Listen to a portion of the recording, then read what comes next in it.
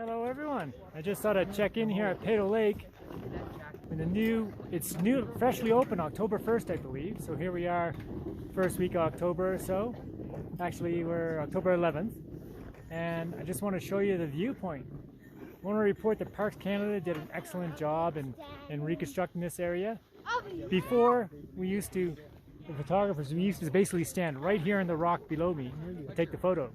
And when they redesigned the boardwalk here, or the viewing platform, they put it in the perfect spot. So hats off to you, Parks Canada, good job. So it's going to decrease erosion.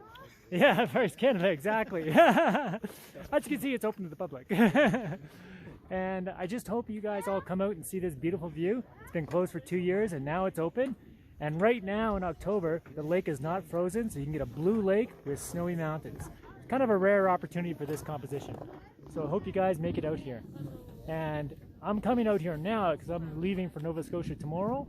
And I'm going to be doing 2 photography tours around the Cabot Trail. If you guys are on the tour, I look forward to seeing you there. And if not, I'll see you guys later when I get back to Banff. Take care and have a great winter.